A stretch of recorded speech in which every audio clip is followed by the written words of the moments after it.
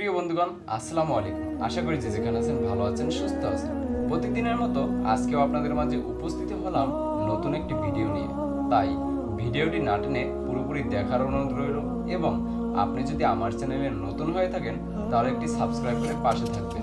ভিডিওটি দেখে যদি ভালো লাগে তাহলে বেশি বেশি শেয়ার করে অন্যদেরকে দেখার সুযোগ করে দিন। প্রিয় বন্ধুগণ, আজকে আমরা এই ভিডিওতে আলোচনা করব আসমানের দরজা যাদের জন্য খুলে দেওয়া হয় এবং সেই সময়ের আমল সম্পর্কে। আল্লাহ তাআলা মানুষকে সৃষ্টি করেছেন এবং তাদেরকে আল্লাহ তাআলা প্রার্থনা করারও আদেশ করেছেন। আর বান্দা আল্লাহ তাআলার কাছে যে কোনো সময় যে কোনো জিনিস চাইতে পারে। আল্লাহ তাআলার কাছে চাইলে আল্লাহ তাআলা অনেক খুশি হন এবং আনন্দিত হন।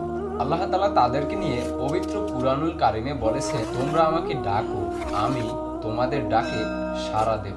সূরা মুমিন আয়াত নাম্বার 60। এমন কিছু আমল আছে যার দ্বারা সরাসরি আসমানের দরজা খুলে যায়। এক নম্বরে, গভীর রাতে আল্লাহকে যে ব্যক্তি স্মরণ করে।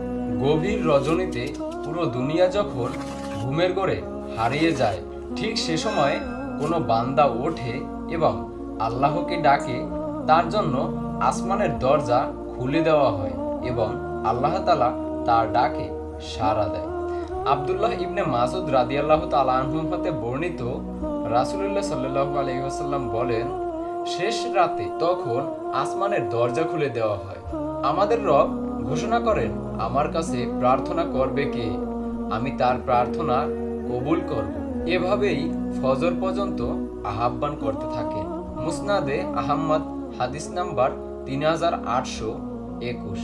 যে মানুষের প্রয়োজন পূরণ করে তার জন্য আল্লাহ তাআলা আসমানের দরজা খুলে দেন এবং যে ব্যক্তি মানুষের প্রয়োজন পূরণ করে না তার জন্য আসমানের দরজা বন্ধ করে দেওয়া হয়। মুয়াবিয়া রাদিয়াল্লাহু তাআলা আনহুকে ওমর ইবনে মুররা রাদিয়াল্লাহু তাআলা আনহু বলেন, রাসূল সাল্লাল্লাহু আলাইহি ওয়াসাল্লামকে আমি বলতে শুনেছি, গরিব মিসকিন ও নিজের প্রয়োজন মেটানোর উদ্দেশ্যে আগমনকারী লোকের জন্য যে নেতা নিজের দরজা বন্ধ করে রাখে, এ ধরনের লোকের দরিদ্র, অভাব ও প্রয়োজনের সময় আল্লাহ তাআলা আসমানের দরজা বন্ধ রাখেন।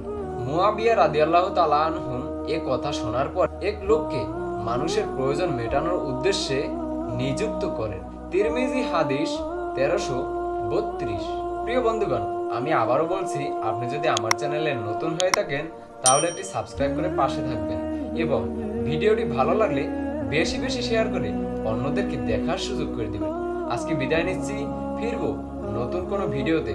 ততক্ষণ পর্যন্ত ভালো থাকুন, সুস্থ থাকুন। আসসালামু আলাইকুম ওয়া রাহমাতুল্লাহ।